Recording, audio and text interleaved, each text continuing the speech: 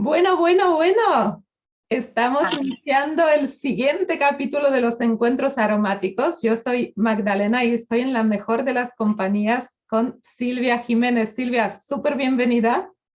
Hola, gracias. Igualmente. Gracias a ti. En la foto estabais dos, ¿no? Pero ahora estás tú en representación de toda Savia Ibera, perdón. Sí, exacto. Kur no ha podido venir, pide perdón, le hubiera encantado asistir como a mí, que estoy encantadísimo de la invitación, pero bueno, estamos antes de Navidades y mucho trabajo. Así que está haciendo cajas y cajas y cajas.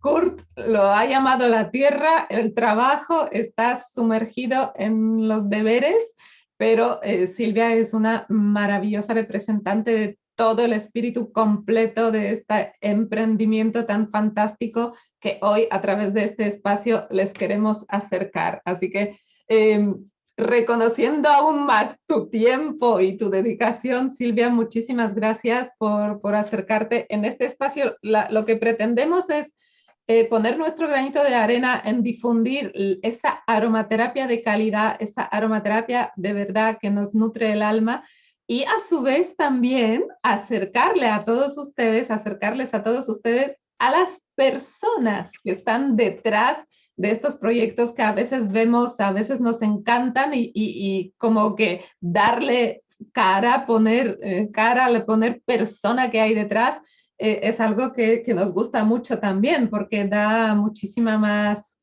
confianza, humanidad en todo aquello que estamos viendo como proyecto, ¿verdad?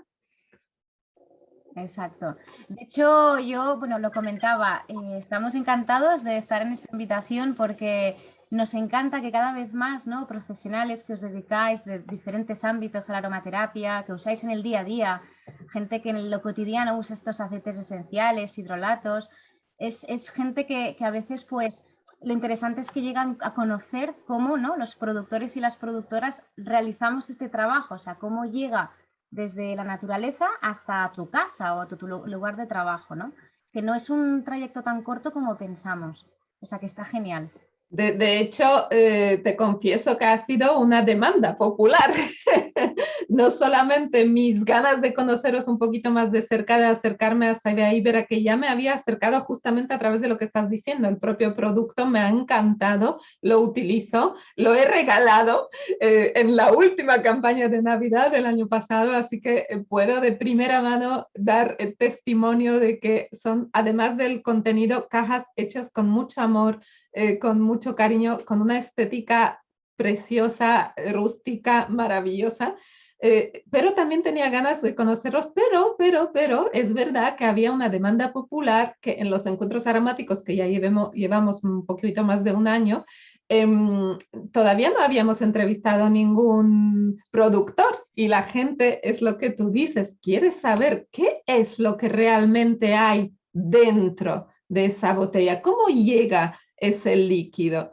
Así que bueno, estamos aquí con alguien que nos lo puede decir porque es alguien que envasa empezando desde cero, o sea, empezando por reconocer la planta que hay en el terreno y llegar a producir y envasar el maravilloso líquido que nosotros luego disfrutamos en casa.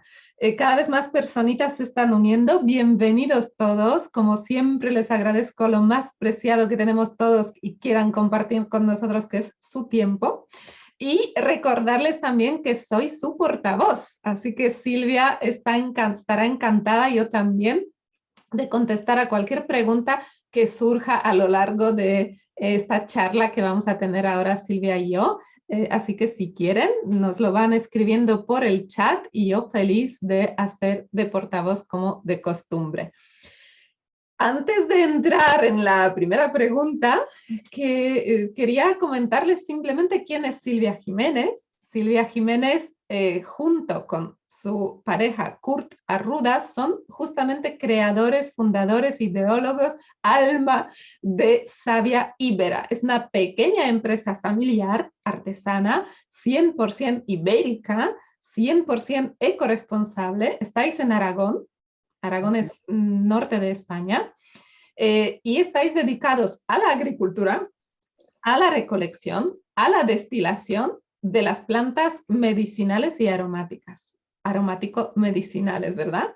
Vuestro lema, voy a leerlo.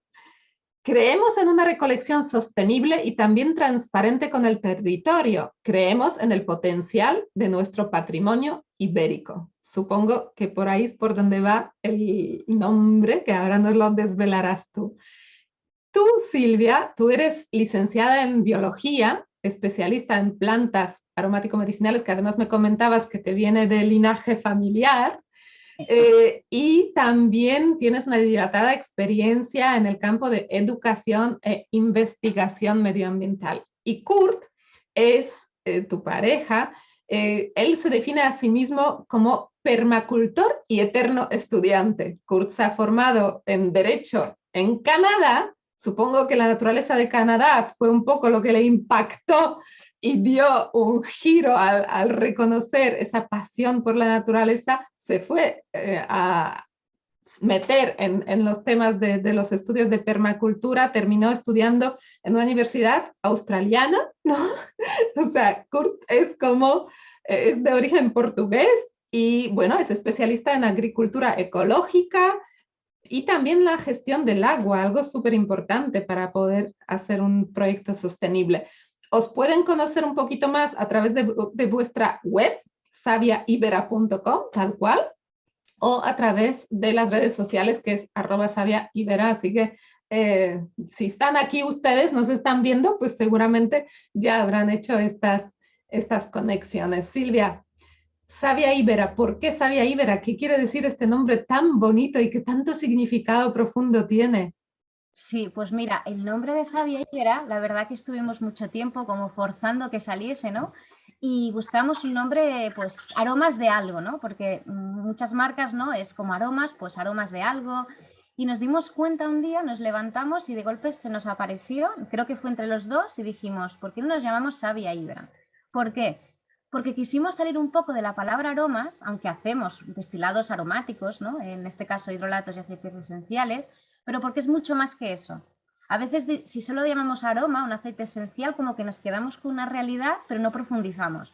Y ya no solo el producto, sino nosotros mismos, como, bueno, iré explicando algo de la charla, nos hemos querido especializar en el patrimonio, ¿no? En la flora autóctona, o al menos hermana de la zona, que es algo que nos define, es uno de nuestros lemas, y queremos también en el futuro poder recuperar esos bosques gracias a la aromaterapia, ¿no? Contribuir a la recuperación de bosques, creación de balsas, ¿no? Como en permacultura.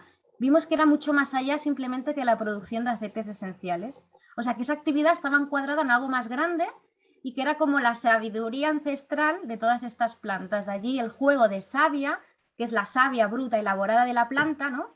Que son los conductos de la propia planta, con el juego de palabras de la sabiduría ancestral, e Ibera, primero porque los dos somos ibéricos, él es portugués, aunque él sea de las Islas Azores, no es peninsular, pero es de las Islas Azores, yo soy española, entonces Ibera de la península ibérica. Y luego porque en la zona donde estamos, ya no solo por el patrimonio que queremos recuperar, que es ibérico, ¿no? Sino estamos cerca de muchos restos íberos, de los íberos, a mitad frontera celtíbero, pues más íberos, los ilergetes, ¿no? De hecho, las plantas aromáticas en uno de los dos campos está al lado de un poblado íbero. Y bueno, todo ello salió redondo, o sea, fue un nombre que surgió de forma natural, no tuvimos que pensar mucho más. Yo creo que es un nombre que desde luego da muchísimo juego, despierta mucha curiosidad, define muchas cosas, abre muchas puertas. Yo desde la primera vez que lo escuché dije, wow, qué cosa más bonita, qué bien. Pues mira, acabas de contestar en parte a mi siguiente pregunta, ¿por qué Aragón? O sea, que habéis estado buscando un terreno ahí con mucha savia y sabiduría ancestral, ¿no? Sí, sí, porque además Kurt, por ejemplo, le has comentado, él aunque nació en Canadá, es nativo de las Azores, lo que pasa que él nació allí porque sus padres emigraron y luego volvió a las Azores. Y yo no soy de Aragón nacida, yo soy catalana, nacida en Barcelona.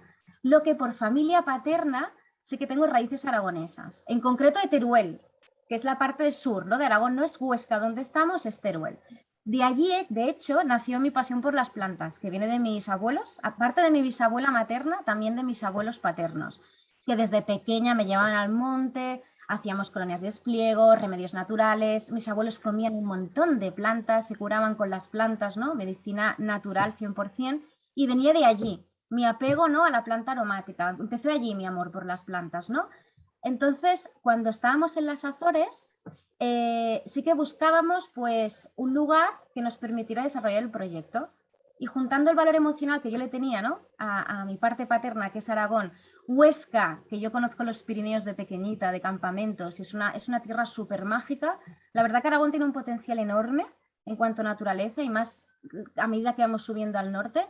Pues bueno, decidimos esta zona. Lo que no fue, gracias a raíz de una casualidad, ¿no?, o causalidad, como le queramos llamar, porque sí que nuestra búsqueda fue buscar un terreno agrícola en Aragón, pero apareció en bueno, no diré el nombre, pero en una conocida página de anuncios de segunda mano, pues apareció de pronto, ¿no?, en una mesa de una cocina de las Islas Azores. Es decir, yo estaba trabajando allí 5 años en un proyecto europeo de recuperación de una ave autóctona. Kurt trabajaba allí, estaba en su tierra, y buscando en el ordenador decíamos, oye, si buscamos un terreno para empezar a vivir a través de la permacultura, dedicarnos a un proyecto de planta aromático medicinal, y de pronto apareció un terreno en Huesca. Y así empezó. Desde las Islas Azores salió este terreno, o sea, desde el medio del Atlántico apareció en un ordenador, ¿no?, este terreno.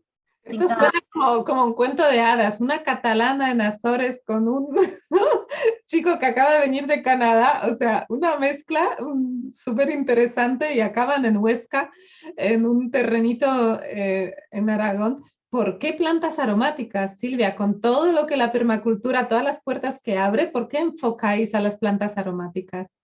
Sí, digamos, la atrayente del campo, ¿no?, de vivir en el campo, es en ambas, tanto a Kurt como a mí, porque nos viene de familia. Kurt lo mismo, sus abuelos, aunque no se dedicasen al campo, porque era enfermero, por ejemplo, su abuelo, en las Islas Azores, él tenía siempre campo. Y la familia de Kurt vive muchísimo de lo que cultivan, o sea, siempre tienen esa parte de cultivar pues la autosuficiencia, ¿no?, cultivar las plantas que tú consumes. Cuanto más hagas tú, mucho mejor, eres mucho más autosuficiente, ¿no?, independiente, y de allí viene su pasión. En cuanto a las plantas aromáticas, a él le gustaba muchísimo, pero es verdad que allí puse yo un poco más porque es una cosa que siempre me ha encantado, lo comentaba antes, desde muy pequeña. Tengo un vínculo desde que tengo uso de razón con ellas, y de hecho en biología, cuando estudiaba, no estudié ninguna especialización en biología, en el antiguo método, que yo soy de los 80-90, había especializaciones. Pues yo fui por libre. Yo no escogí ninguna de ellas, que en realidad es peor porque no tienes una especialización, pero yo hice mi especialización particular, que fue en plantas. Es decir, todas las asignaturas que tuvieran alguna relación con el mundo botánico, la fisiología vegetal, entrando insectos, ¿no?, parte también de invertebrados, pues allí me especialicé. O sea que fue porque nos apasiona. Las encontramos plantas que tienen un potencial enorme y que nos vienen desde, pues esto, ¿no?, nuestras abuelas o más allá, de generaciones ancestrales, y que creo que es momento de que vuelvan a tener su importante papel, ¿no? Encontrar que es que además no es algo que nos viene por cultura popular, es que además se está comprobando a nivel clínico, ¿no?, científico, y juntando las dos visiones hace que sea, bueno, súper potente, ¿no?, una terapia a través de las plantas medicinales. A mí también, además, desde pequeña, la medicina convencional, digamos que a veces funciona. Yo soy mucho de la medicina integrativa, no ir ni ser mucho de un lado ni del otro, o sea, saber en cuánto hay que llegar a ese punto integrador. Pero es verdad. Yo siempre lo digo, si me rompo una pierna, por favor, llevarme a urgencias, no me deis Rescue Remedy, o sea, me podéis dar Rescue Remedy y la banda a oler mientras me lleváis, por favor, a urgencias. Por eso que hay que ser, a mí me encanta esto, los grises, ¿no?, que a veces tenemos que ser blanco o negro, no, de allí establece la escala de grises es mucho más rica, ¿no?, que los extremos, que al fin se tocan, en siempre. Entonces, me gusta mucho esto, ¿no?, la medicina integrativa. Entonces, lo que decía, sabiendo que en ciertos momentos sí que me funciona, es verdad que en patologías comunes constipados, gripes, yo tenía muchas bronquitis de pequeña. A mí lo que realmente me funcionaba era siempre los remedios naturales. Entonces, pues eso, ¿no? También eso hace que al final te vayas especializando. Como que lo rescatas a través de tu propia experiencia, de tu propio linaje y ya fusionas con tu pasión de ya licenciada en biología, ya tienes más información. ¡Wow! ¡Qué bonito, qué interesante! Silvia, cuando uno mira vuestra página web, yo cuando fui el año pasado, ¿no? Confieso mi experiencia propia, fui a escoger el regalito que habéis preparado como propuestas de cajas diferentes, aunque habéis también ofrecido la posibilidad de personalizarlas. Yo miré y dije, pero solo hay 7 aceites esenciales y 8 hidrolatos. Y te confieso que al principio era como, y luego me puse a pensar, digo, ¿y por qué necesitas más? O sea, realmente estos 7, que esa es la pregunta, ¿por qué estos? Aunque evidentemente la pregunta se intuye la respuesta en lo que decías desde el principio, ¿no? La ecosostenibilidad, el kilómetro cero, el terreno, que es lo que nos está dando, ¿no? ¿Por qué estos y por qué aceites esenciales e hidrolatos? Sí, sí, es súper interesante esas dos preguntas. Primero, tienes toda la razón. O sea, ahora tenemos 10, un poquito más, quizás en el futuro vamos ampliando, pero sabemos que nunca vamos a poder ofrecer, eso se lo decimos a toda la gente, nunca podremos ofrecer los 300 millones de aceites esenciales que hay en el mundo, tampoco los hidrolatos. ¿Por qué? Porque desde el principio tomamos esta decisión súper arriesgada, porque además somos un proyecto muy pequeño, muy artesano, que además mucha gente desconoce, tenemos que cumplir muchísimas legislaciones, normativas, analíticas, para que todo funcione, y la verdad que a veces lo pasamos mal, ¿no? En cuanto económicamente. Pero bueno, dijimos, no, pero es que si esto no funciona de esta forma, nos dedicaremos a otra cosa. No concebimos dedicarnos a algo que no queremos al 100%, o al menos un 80%, porque a veces, ¿no? A veces hay que bajar un poco expectativa, pero que no sean cosas realmente importantes para nosotros. Porque para ello ya trabajamos en nuestros trabajos, que bueno, que tienes que hacerlo, ¿no? Tienes un trabajo y tienes que hacer lo que tienes que hacer para llegar a final de mes. Si decidimos montar un negocio propio, era porque creíamos que podríamos ser nosotros mismos y decidir lo que queríamos hacer. Vamos a ver si eso es posible. El tema es, lo que dices tiene sentido, decidimos tener menos. Menos porque menos es más, en el sentido de que abogamos por la calidad, no la cantidad de producto que ofrecemos, porque como bien has dicho, donde estamos, aquí las naranjas se nos morirían los naranjos, por tanto no podemos tener aceite esencial de naranja, no tendremos ylang ylang, que es exótica, menos sándalo, tampoco pachuli, porque son aceites esenciales que no son de esta zona. Entonces, como nosotros solo destilamos lo que bien recolectamos en el monte, de forma sostenible y autorizada, que eso luego ya puedo hablar un poco más de ello, y cultivamos mediante permacultura, agricultura regenerativa, agroecología, agricultura ecológica, pues es lo que tenemos. Menos el lavandín, hay un lavandín que sí que lo compramos a unos productores que cultivan como nosotros de aquí al lado, del Parque Natural del Moncayo. Eso sí, pero lo destilamos nosotros. Entonces, ¿por qué llegamos a esa conclusión? Por lo que has dicho. Muchas veces nos pensamos que tenemos que tener como 300 aceites esenciales en nuestra aromateca, porque siempre va a haber una dolencia que cada uno de ellos va a tener su dolencia específica. Y yo creo que luego nos damos cuenta de que no. Muchos de ellos tienen funciones similares, en realidad. Otra cosa es que a nivel organoléptico el aroma te guste más un cítrico que, no sé, uno más amaderado, pero en sí la función terapéutica muchas veces es muy similar. Las plantas aromáticas en realidad son muy completas, pero muchas de ellas repiten las mismas acciones. De hecho, cuando estudié biología, el profesor de etnobotánica nos comentaba que en casi todas las partes del mundo, menos aquellas que estén muy degradadas, evidentemente que ya no quede nada porque nos lo hemos cargado, normalmente siempre aparecen plantas que son de la misma familia o género, o hasta de la misma especie en otros sitios, que cumplen las mismas funciones en el ecosistema. Es decir, explicado fácil, si hay una planta que fija el suelo, aquí, en Australia habrá otra planta que muchas veces coincide que es el mismo género o de la misma familia que también fijará el suelo allí. ¿verdad que no cogeremos la planta esta y la llevaremos allí para fijar cuando tienen la suya? Pues lo mismo en nuestro cuerpo. Estoy convencida, y me lo decía siempre mis abuelos, ¿no? Extrapolando esta información de la biología a lo que es la persona, tenemos alrededor todo lo que necesitamos. Lo que tenemos que saber es entender lo que nos rodea, pero tenemos todas las plantas para las dolencias que vamos a desarrollar a nivel local. No significa como antes, no hay que ser extremo. Si yo, por ejemplo, mira, voy a hablar de mi fallo. Voy a hablar una cosa que nunca digo y la voy aquí a proclamar, para que veamos que no hay que ser siempre talibán en nada. Yo me dedico a la producción de aceites esenciales, pero hay un aceite esencial que, como no encuentro el sustituto, compro. Y no me da nada decirlo, y es el ylang ylang, porque es un aceite esencial que me apasiona y que no encuentro, aún no he encontrado su sustituto aquí. Creo que lo tengo, al menos el hidrolato lo tengo y lo estamos experimentando con Kurt. Pero como no lo he encontrado aquí, pues bueno, me permito ese lujo. No obstante, una cosa es a lo mejor adquirir un aceite esencial exótico porque te va muy bien o porque te encanta, pues bueno, tampoco pasa nada, pero basar tu aromateca en aceites esenciales exóticos en el fondo no es sostenible. Entonces es un poco esto.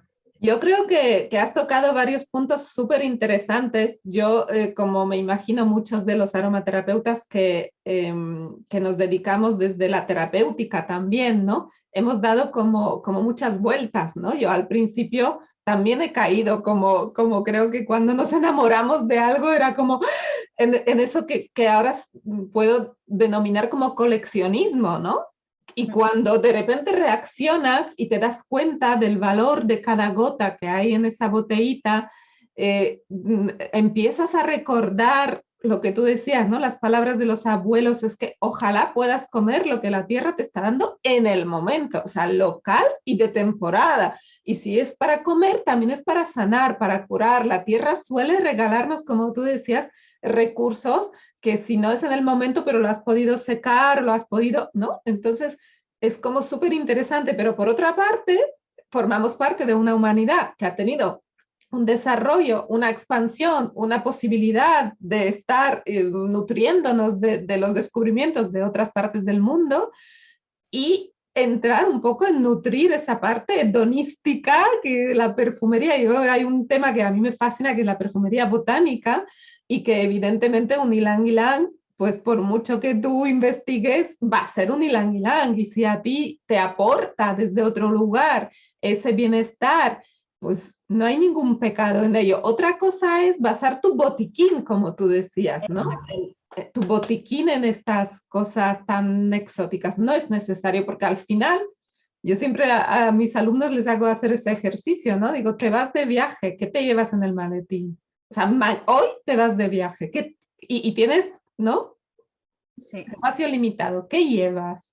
O sea, al final llevas los mismos 3 aceites, me refiero de los aceites esenciales, los mismos 3, 6, 7 aceites esenciales que sabes que te van a solucionar un montón de cosas, ¿no?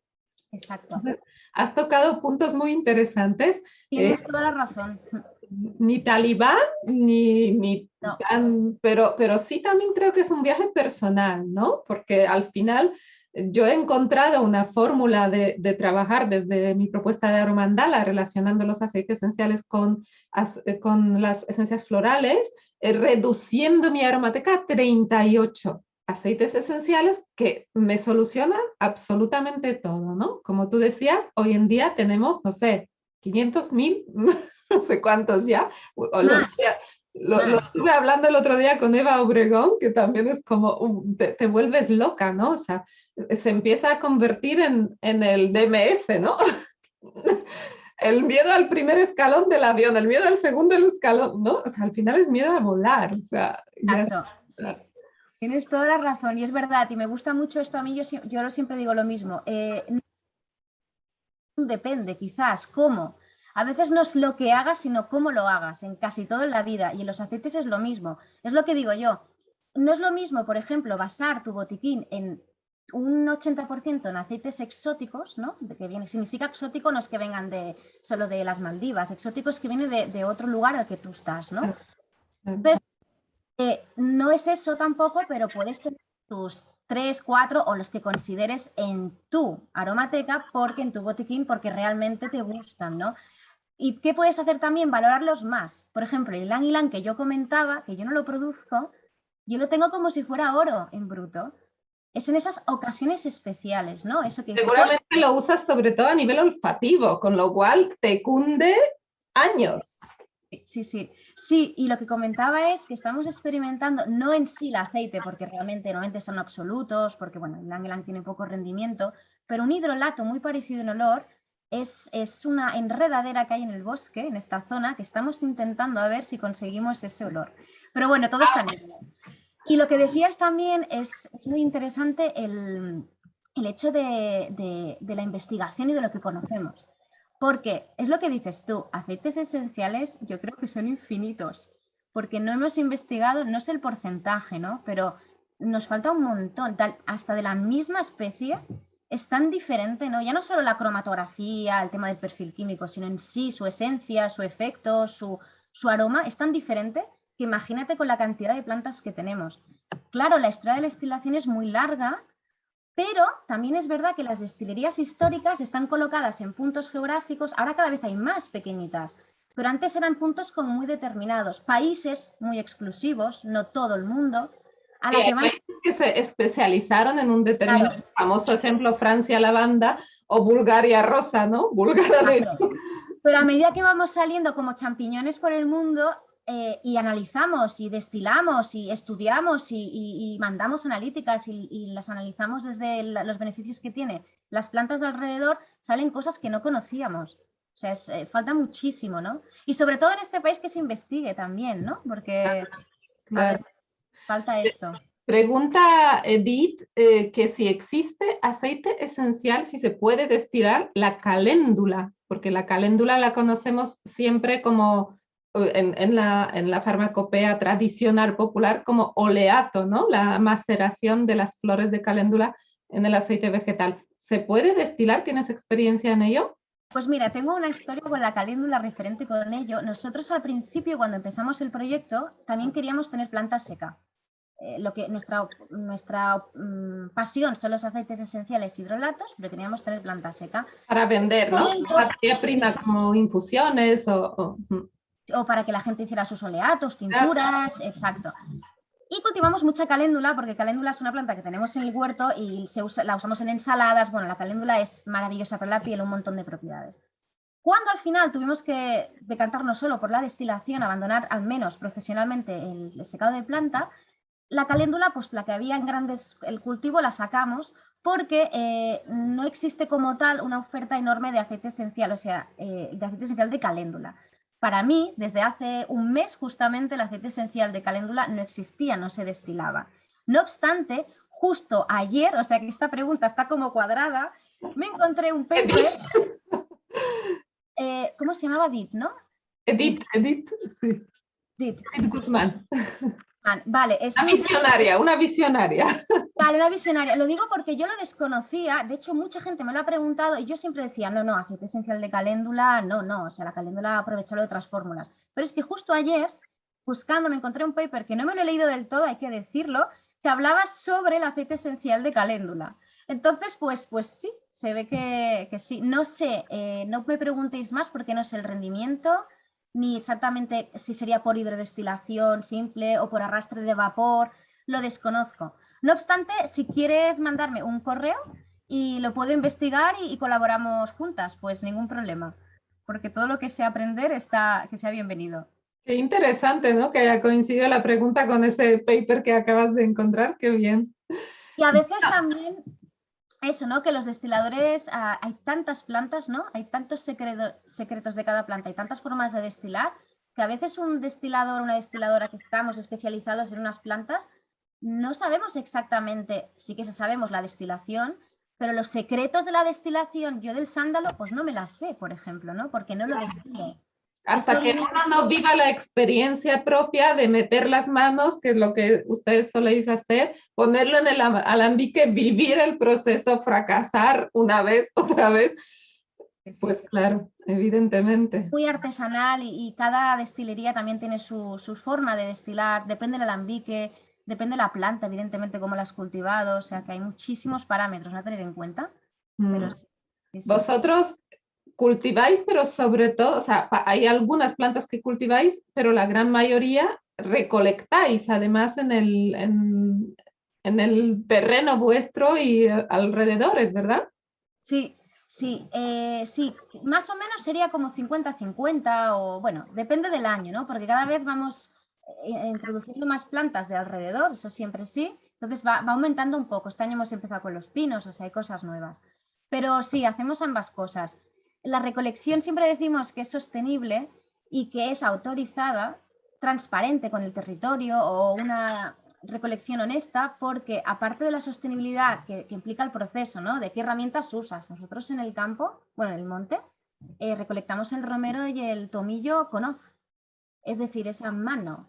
El tomillo, las rodillas, es una cosa, se te quedan, yo tengo rodilleras porque estás todo el rato con el gesto en el suelo. El romero es como más dinámico, ¿no? Porque te mantiene recto en pie, el romero. Pero el tomillo es de agacharse, de ir abajo, ¿no?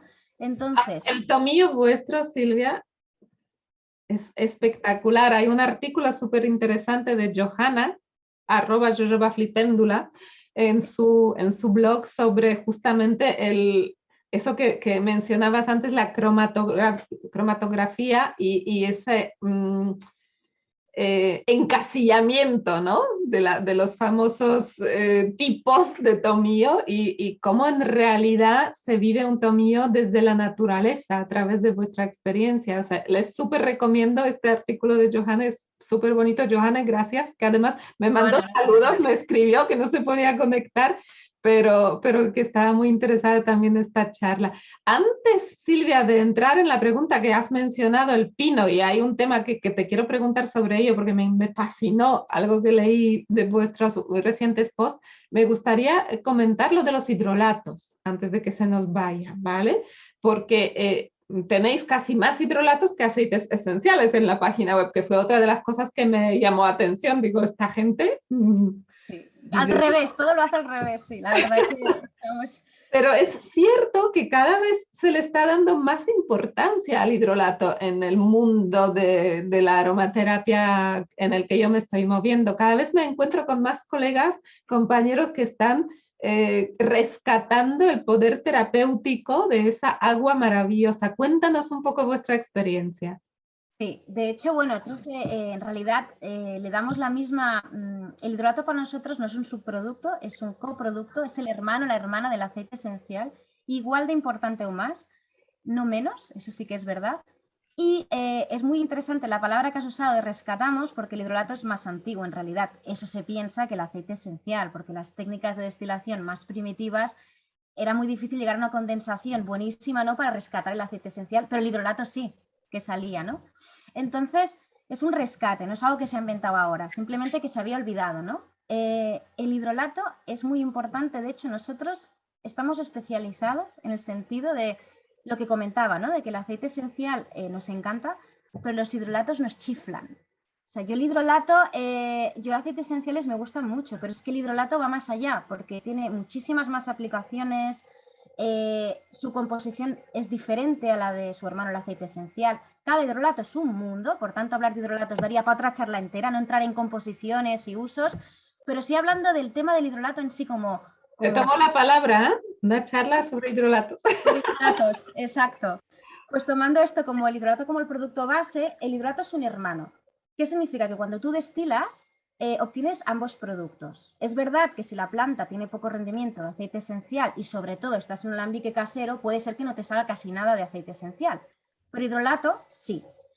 Cuando tú destilas, tienes que tener en cuenta si quieres aprovechar el hidrolato o no, porque en función de ello será una destilación u otra. Para nosotros le hemos llamado, les hemos inventado la palabra, ¿no? Destilación diferenciada para que la gente entienda, y es que en el mismo proceso de destilación que se obtiene aceite esencial e hidrolato, tenemos en cuenta el hidrolato. ¿Por qué? Hay un punto, por ejemplo, en que tú estás destilando romero, ¿no? Y va saliendo el romero. El hidrolato en sí, más del 90% es el agua destilada que viene de la caldera, es el vapor que empuja el aceite esencial. Luego serán componentes que se disuelven en agua, más algunas trazas de aceite esencial, ¿no? Así a grosso modo. ¿Qué pasa? Esa agua cuando va saliendo, a medida que tú vas destilando, lo vas como diluyendo. Imaginaros, tenemos el embudo decantador, el aceite esencial normalmente está encima, hay excepciones, el hidrolato, y tú vas añadiendo. Llega un punto en que si tú no paras de recoger hidrolato, eso ya no es ni hidrolato, eso es agua pasadísima, muchas veces con componentes quemados y súper diluidos. Por tanto, tienes que saber como destilador o destiladora el punto donde tienes que parar la destilación, no la destilación, sino parar de recoger el hidrolato, sigues la destilación porque necesitas más tiempo para el aceite esencial, hay un componente que tiene que acabar llegando, pero el hidrolato ya lo dejas de recoger porque tú quieres hidrolato concentrado. Esa es una de las diferencias de una destilería que tiene en cuenta el hidrolato y una que no. En las destilerías más tradicionales y antiguamente el hidrolato era un subproducto que se desechaba. ¿Por qué? Porque no lo veían tan valioso, no le veían tantas aplicaciones y luego que es mucho más difícil de envasar por su conservación. Pensemos que lleva más del 90% o 95-99% de agua destilada, por tanto, pues es más peligroso. ¿Qué pasaba? Era un subproducto, era como algo de, bueno, destilamos el aceite esencial y el hidrolato pues fuera, se tiraba. Hoy en día, como cada vez hay más interés, como comentabas, para el hidrolato, hay destilerías como nosotros y otras pequeñas que lo tienen en cuenta, pero hay otras que no. Que simplemente como se ha puesto de moda dicen, bueno, pues lo que sale de allí, esta agua, la envasamos, sin tener en cuenta cómo has destilado, si has parado antes o no la destilación. Entonces sí que hay que buscar hidrolatos de calidad. Otra cosa interesante, que yo creo que también iba por allí la pregunta, es ya no solo nos hemos especializado en hidrolatos por su potencial, que son estupendos, o sea, además ingeridos, en nuestro caso son alimentarios, se pueden, ingerir, sino que además tienen que ver con la sostenibilidad del proyecto. Esto es algo que nos gusta mucho explicarlo. Hay una cosa buenísima y es que cada vez más la gente está preocupada, ¿no? Y suerte por la sostenibilidad de los procesos, ¿no? Hemos oído 1000 veces de, ostras, es que para tener un aceite esencial se necesitan muchísimos kilos de planta. Y eso es verdad, hay muchísimos kilos de planta. Entonces, lo que hay que entender, lo que hay que llegar es a la raíz del producto para ver qué grado de sostenibilidad tiene la producción de ese aceite. Ya no solo son las prácticas que hagas en permacultura, por ejemplo, nosotros cuando destilamos, la materia que sale, una vez se ha destilado, la devolvemos al campo. Si tú piensas, esa planta vuelve a descomponerse, no ha habido una salida de producto de materia vegetal, por tanto es más sostenible. Pero además, el hecho de aprovechar los hidrolatos. ¿Por qué? Es verdad que necesitas muchos kilos de planta para obtener pocos mililitros de aceite esencial, pero si tú también estás aprovechando el hidrolato, esos mismos kilos de planta no te producen solo pocos mililitros de aceite esencial, te producen litros de hidrolato. Por tanto, la sostenibilidad es esencial. Nosotros, si no hubiera existido, o sea, si no hubiéramos tenido el hidrolato, si no conociésemos el hidrolato, nunca nos hubiéramos dedicado a los aceites esenciales. Fíjate. ¡Wow! ¡Wow! Esto es una frase muy potente. Has dicho varias cosas que me gustaría como retomar. Nosotros hemos entrevistado no hace mucho en los encuentros aromáticos a Isabel Pesino, que también está especializada en destilación de hidrolatos. De hecho, para ella, si es que ocurre la posibilidad, pues destila un poco de aceite esencial, pero sus alambiques están preparados para destilar los hidrolatos. Entonces, hay varias cosas que todavía tenemos, y a mí me gustaría aportar desde aquí al entendimiento de las personas que el hidrolato, como tú bien decías, puede ser un subproducto, pero depende cómo lo enfoques, por un lado. Dos, no solamente tiene trazas de aceite esencial, tú lo has dicho así como muy de pasada, pero has dicho una frase súper importante, que el hidrolato recoge las moléculas hidrosolubles, que esta es una enorme diferencia de luego en las propiedades. Y también influye en eso, por ejemplo, en la producción de aceites hay destilerías o personas particulares que usan planta seca, porque tú quieres a lo mejor destilar albahaca en casa y la albahaca estamos en diciembre y tienes planta seca. En el aceite esencial hay de todo, hay mucha polémica, hay muchos estudios. Hay veces que dicen que es mucho mejor destilar fresco, otros plantas que sale que es mejor seco. Bueno, ahí hay una confusión. Se ha estudiado mucho, ¿no? En cuanto a si es mejor planta seca o fresca en aceite esencial. El hidrolato, planta fresca. Planta fresca. Hay discusión. Es verdad que, bueno, puedes sacar un hidrolato de planta seca en algunas plantas, otras no, y bueno, te va a ser un hidrolato de calidad, ¿eh? También hay que ver cada planta, pero es muchísimo mejor aprovechar la planta fresca, ya no solo por lo que comentabas, primero que no tiene sentido deshidratar una planta para hidratarla después, para empezar. Después, ¿para qué quieres evaporar el agua celular de la planta si justo lo que tú quieres es ponerla, ¿sabes? En ese producto, ¿no? Entonces, ahí ya no solo entra la química, entra la memoria, ¿no? Energética de la planta, ¿no? Que estás arrastrando y destilando. Por eso que sí que es importante también, ¿no? Cuando haces hidrolatos, pues el tema del tipo de planta. Y lo que comentabas también es muy interesante, el hidrolato a nivel alimentario, o sea, cuando lo ingieres, a veces no tiene nada que ver el olor con el sabor. Y eso se debe precisamente a que tú hueles los componentes, las trazas de aromáticos, trazas, no. A veces se dice que el plato lleva trazas de aceite esencial. No, no lleva trazas, lleva trazas de componentes. Moléculas, claro. Exacto, puede llevar, yo que sé, timol, etc.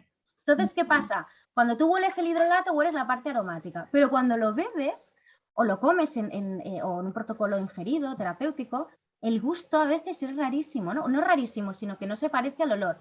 Porque muy de planta, muy de planta. Claro, porque allí estás ingiriendo las partes hidrosolubles que no son volátiles. Entonces es muy interesante el tema del hidrolato. Y es clave.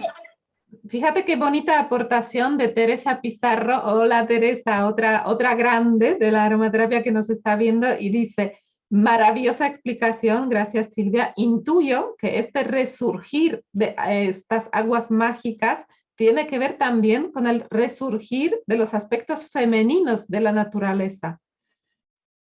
No olvidemos que son agua de fuego, agua alquímica en cierto modo. Así que qué bonita aportación, Teresa, muchas gracias. Y Silvia también catalán, desde Chile. Hola Silvia. Aporta otra reflexión, dice, aguas florales también llamadas hidrolatos son aguas aromáticas que se obtienen mediante destilación por vapor de diferentes partes de plantas y flores. De este mismo proceso se obtienen también los aceites esenciales. Sí, Silvia, es justamente lo que Silvia estaba explicando, que dependiendo en qué momento defines que quieres destilar o no, esa agua aromática va a tener unas u otras características, pero sí, es el mismo procedimiento, por eso Teresa dice agua de fuego, porque es destilación, con lo que explicaba Silvia de tiene que evaporarse para volver a condensarse y arrastrar estas maravillosas partículas. El mundo de los hidrolatos es fantástico y eso que tú mencionaste también, que era la otra cosa que yo quería como resumir, es esta ecosostenibilidad que para vosotros en Savia Ibera es tan importante, ¿no? Es lo que decías, y más de planta fresca, evidentemente, que todavía contiene mucha agua que luego trasvasa. Lo que dijiste, nombraste varias veces, el famoso rendimiento, ¿no? O sea, qué bien. El ratio, sí, eso seguramente Isabel Pecino, que es una profesional enorme en la hidroterapia, lo habrá explicado, es el ratio, ¿no?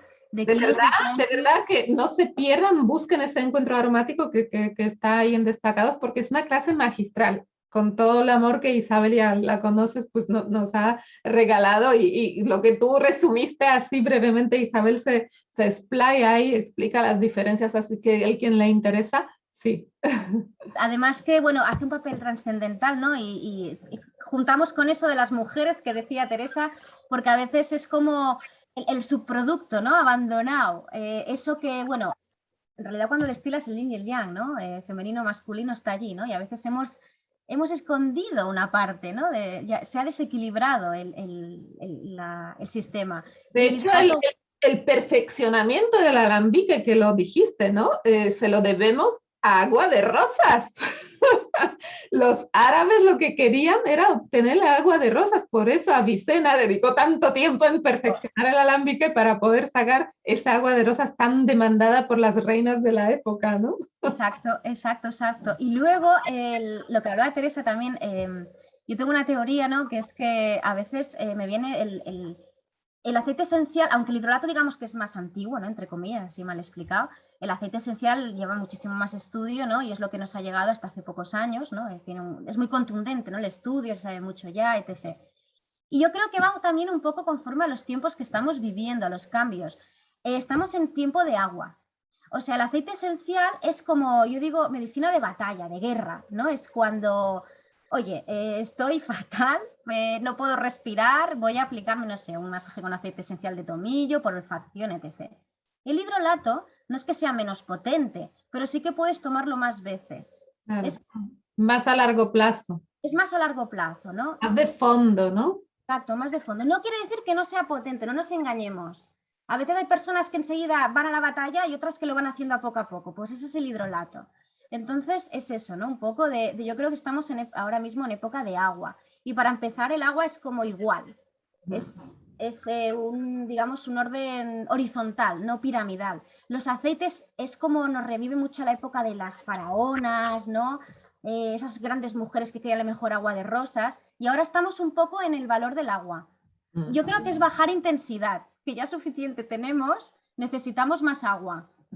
Además, a mí me conecta con otra cosa que también mencionaste, que es el tema justamente de lo que hablábamos cuando hablabas del inicio del proyecto de Savia Ibera, que es aquí y ahora. El hidrolato, como tú decías, no es fácil ni de envasar ni mucho menos de conservar, con lo cual realmente es esta conexión con el momento presente. El hidrolato me conecta mucho más con lo que hay aquí ahora, porque en el hidrolato se ve día a día un cambio inmediato, o sea, es como se está transformando delante de tus ojos y tiene una vida útil desde la perspectiva de nuestra costumbre de que todo se puede envasar eternamente, ¿no? O casi. Una vida útil mucho más corta que el aceite esencial, pero mucho más acorde a tu momento actual. Exacto, muy A mí buena. me conecta con eso, ¿no? Con ese aquí, ahora, con el presente. Sí, muy buena reflexión y se junta a la par con lo que comentaba del fluir, ¿no? Que el hidrolato es fluir, es agua. Es un medio, el aceite es viscoso, ¿no? También el aceite esencial, pero es más denso. Entonces yo Bueno, creo pero vamos a dejar los hidrolatos para otro momento porque te has comprometido ahí sin querer o queriendo los hidrolatos como protagonistas. Y me gustaría preguntarte por un tema porque, bueno, ya sabes que veo vuestras publicaciones, además de interesantes, son preciosas. Y últimamente habéis estado hablando de recolección de pino, que habéis estado en temporada de recolección de pino, Pinus silvestris, pero pino rollo o pino albar, que es un pino de ahí del Pirineo. Y estabais escribiendo en las redes sobre un proyecto que llamáis reaprovechamiento. Cuéntanos un poco más sobre eso. Pues sí, esto es un proyecto que, bueno, nos surgió nos vino la idea hace 3 años y se la propusimos al Departamento de Desarrollo y Medio Ambiente, bueno, ahora es Agricultura, Medio Ambiente y Ganadería. Y lo propusimos porque la realidad es que yo como vengo de la rama de biología, yo he estudiado la conservación siempre, todo hay que conservarlo, pero no podemos engañarnos porque consumimos, entonces hay que producir. Lo interesante es encontrar ese equilibrio, ¿no? Entre consumir y no destruir, o sea, intentar que las dos cosas sean posibles de forma sostenible. Entonces, ¿qué pasaba? No? Que yo para mí era muy interesante el de buscar proyectos que ya se hiciesen en una zona para poder ver a ver si era posible aprovechar lo que allí ya surgía. Eso es, por ejemplo, lo de los pinos, el romero y el tomillo. Con el romero y el tremoncillo hemos ido, junto con los forestales, a zonas de parques naturales que están limpias, ¿no? Desbrozan los cortafuegos, que hay que mantenerlos para evitar el tema de la propagación de fuegos. Entonces, ¿qué pasa? Cuando van allí y cortan, el romero no lo aprovechan. Lo ideal sería triturarlo, pero como muchas veces falta una trituradora en esa zona, se tritura un poco a grosso modo y se deja allí. Eso en realidad casi cuesta muchísimo que se descomponga y puede ser un peligro para incendios porque es leña suelta en el monte. Entonces dijimos, pues si ya hay que limpiar ese cortafuegos, ¿por qué no vamos nosotros y recogemos esos restos? No son residuos, pero bueno, restos de aprovechamiento. Nos pasó lo mismo con los pinos. El Pinus nigra, el pinus que tenemos aquí cerca en un parque natural, en Sierra de Guara, lo mismo, era un aprovechamiento, una tala controlada, había una empresa que tenía una tala controlada, era de clareo. Quiere decir, no son esos bosques que ves de golpe que los cortan todos. Clareo es que de unos cuantos pinos cortaban unos cuantos. ¿Qué pasa? A ellos solo les interesa el fuste, que es la parte gorda, ¿no? del tronco. ¿Qué es lo que dejan en el campo? Toda la ramita y la cícula, la aguja. ¿Qué es lo que destilamos? Esa parte. Entonces íbamos detrás de ellos y recogíamos justo en ese momento, ¿no? Por lo que decíamos de la planta fresca, esos restos de ese aprovechamiento y lo aprovechábamos para ver si es interesante. Con el Pinus silvestris, el pino silvestre albar, es más del Pirineo, es de la comarca del Sobrarbe, de aquí de Huesca. Lo fuimos a recolectar con los forestales, lo mismo. Había otra actividad de madera, de extracción de madera controlada. Íbamos detrás de las brigadas, ¿no? de trabajo forestal, recogiendo esos restos de pino silvestre para destilar. Y la verdad que el hidrolato, el del Pinus nigra, no lo hemos puesto al mercado porque no nos gustó. Algo no nos salió, no nos acaba de convencer. El del Pinus silvestre, el hidrolato, es buenísimo. Y los aceites esenciales es una pasada lo que ha salido. Muy poca producción porque ha sido algo experimental, pero bueno, que en el futuro que sea más, ¿no?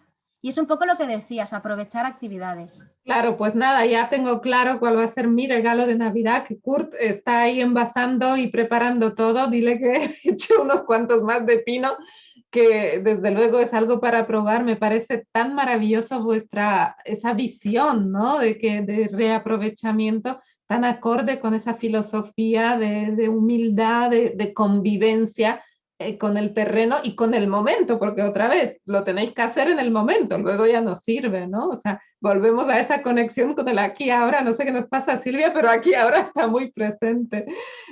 Hay una preguntita respecto a los hidrolatos todavía, ahora que has dicho hidrolato de pino. ¿Los hidrolatos de savia ibera llevan algún tipo de conservante? No, de hecho, si llevan conservante, un hidrolato que lleva un conservante es un producto cosmético. Está vendido como producto cosmético, normalmente como tónico. En ese caso no sería ingerible. Nuestros hidrolatos son alimentarios. Y cuando digo alimentarios es importante recalcar, porque a veces a veces no se sabe.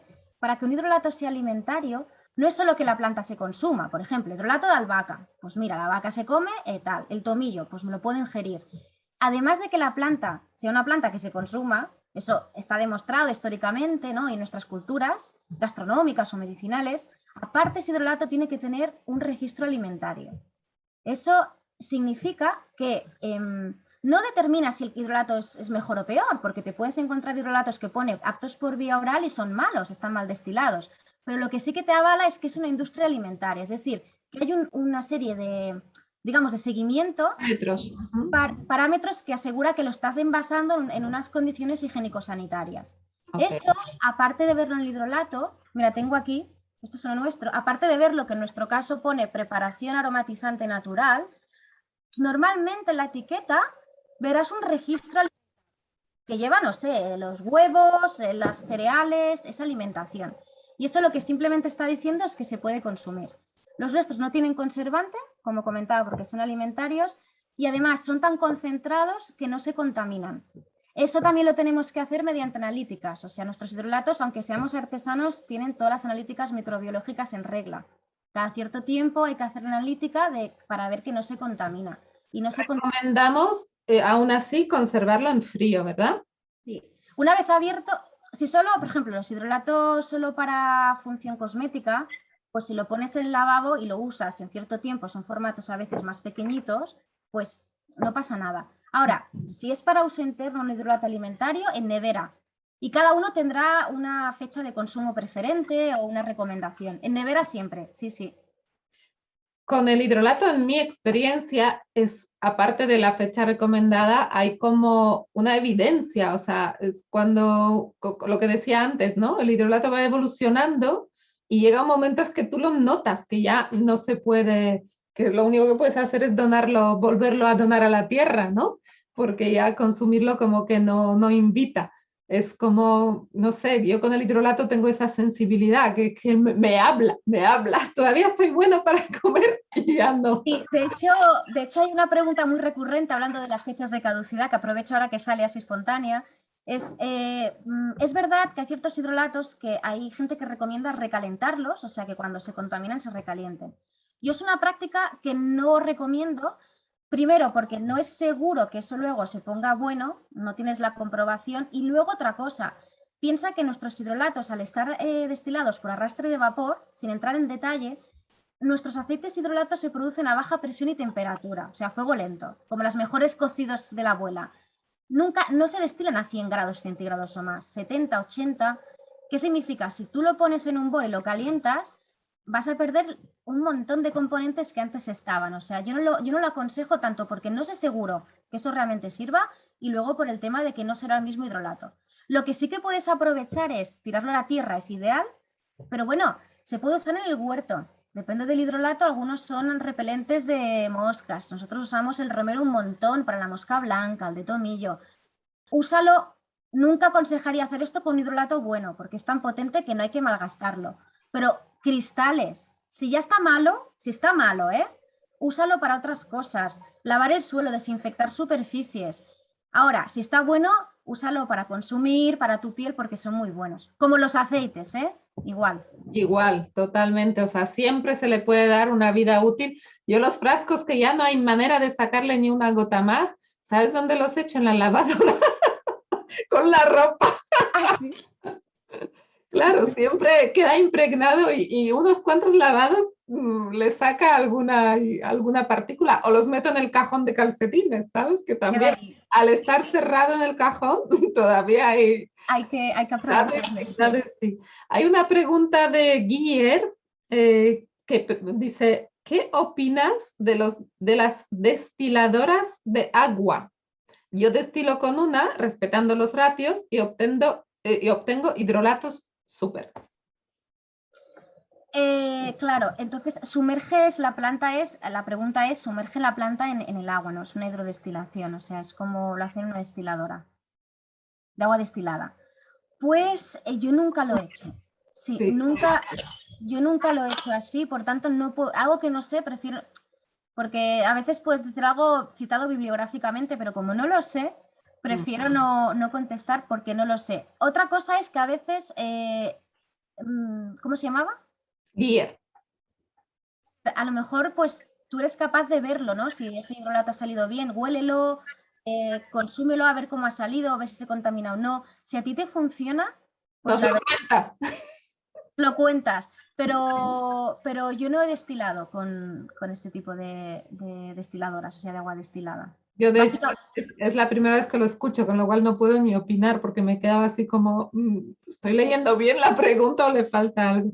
Pues, Guille, nada, nos lo cuentas, lo experimentas, que es la mejor amiga de los procesos de investigación, y nos lo cuentas. Yo lo desconozco. Adriana, ¿cómo te das cuenta que está malo el hidrolato? Pues, Adriana, lo que yo decía, ¿no? Con un poco conviviendo, empieza a tener como pozos, pero sobre todo por el olor, ¿eh? El olor de un agua. Ahora, duran muchísimo. O sea, yo tengo el hidrolato del año pasado, me queda muy poquito, porque además vuestros hidrolatos, como tú dices, son como muy potentes y uno los guarda como oro en paño. Todavía lo tengo y está divino. Está muy bien conservado, está en la nevera. Yo lo que suelo hacer, lo que tú decías antes, ¿no? El hidrolato que uso en el momento me lo pongo en frasquitos muy pequeños en el baño y el resto lo tengo en la nevera, con lo cual voy refrescando continuamente. Es una cuestión de experiencia, Adriana. Guiller, solo se contaminó uno de ciprés y me duran años. Pues la respuesta la tienes en tus manos, sí. Totalmente. Yo lo desconozco, sí. Bueno, algo a investigar. Karina, ¿destilaste alguna vez copal o incienso? No, no he destilado nunca. Bueno, eso que decíamos al inicio, ¿no? Que como nos especializamos en planta autóctona, lo que destilamos es lo que se conoce que tiene un valor comercial, porque evidentemente es nuestro negocio, ¿no? Y así nos ganamos la vida, pero sí que experimentamos con cosas que no están en el mercado, pero que son de aquí para probar, eso sí. Pero no, nos hemos centrado en lo de proximidad, sí, no hemos destilado. Es justo la clave de la charla de aquí y ahora, de proximidad y de temporada. Silvia, me encanta charlar contigo, es un placer. Nosotros o sea, es impresionante, pero son las 8, ¿ah? O sea, la hora se nos ha Pasado. pasado volando, pero nosotros en los encuentros aromáticos nos gusta centrarnos mucho en la parte emocional de la aromaterapia, tanto hidroaromaterapia, vamos a buscarle un nombre, ¿no? A ese, Isabel Pesino, su encuentro aromático lo llamó de una forma que me encantó, le dijo reevolución de los hidrolatos, reevolución, ¿no? Esa parte emocional de la aplicación para nuestro bienestar emocional, nuestro equilibrio emocional, tanto de aceites esenciales como de hidrolatos. ¿Cuál es vuestra experiencia al respecto? ¿Cómo lo ves? Pues lo veo que está ligado, pero desde el principio del principio. O sea, ya no solo cuando llega a tus manos, sino desde cómo se producen, ¿no? Piensa que la gente cuando estamos cultivando, los agricultores, cuando estamos destilando, tenemos una emoción en particular. Entonces, yo pienso que eso realmente de alguna forma se transmite, ¿no? Nos ha pasado, la emoción que tengas en ese momento. ¡Wow! Y No lo había pensado desde ahí, pero claro, qué bonito lo que acabas de decir, qué es, importante. es exacto, ¿no? Es el cómo estés tú también, cómo destiles, eso se ve, ¿no? Y el producto, y cómo estás moviendo las cosas o cómo estás cortando. De hecho, nosotros cuando vamos al tomillo y el romero es época de polinización, o sea, estamos cosechando con un montón de abejas rodeándonos. Hay gente que dice, oye, yo no sé si tendría miedo. ¿Qué va? No te pican porque eres tan respetuoso, tan dulce, que la abeja es como, eres otra abeja, tú es tu sustento igual que el suyo. Pero fíjate, un día yo fui muy enfadada porque, bueno, pues porque un tema de impuestos, ¿no? Que esta vez se enfada y estaba así. Estaba recolectando y en ese momento no tenía ningún momento zen ni dulce, estaba pensando allí con el tomillo, ostras, me picó una abeja, pero bueno, o sea, tuve que parar hasta, yo no soy alérgica, una reacción alérgica y dije, no puedo y cortar. Y pensé, es que es mi emoción. O sea, yo ahora estaba enfadadísima, es como Silvia, mejor no uses una herramienta peligrosa, vete, asiéntate, relájate, y luego ya sigues, ¿no?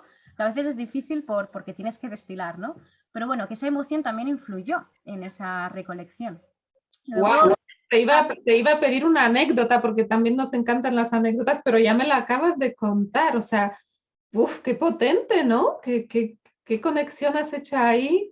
Increíble. o, o a veces de las plantas, ¿no? A veces hay plantas que a nivel emocional tienen un efecto u otro, y yo a veces veo que hay como muchísima relación en la planta en el campo, cómo es la planta, cómo es su personalidad, vegepersonalidad, y cómo luego afectan esa emoción.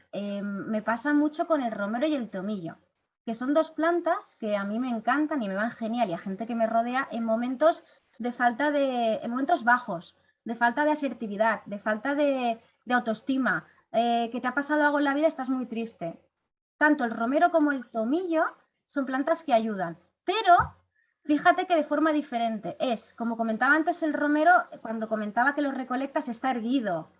Tú lo cortas y el romero no lo puedes pisar en el campo. Tú el romero no lo puedes pisar. O sea, él es como se te impone, dice, oye, que yo estoy aquí.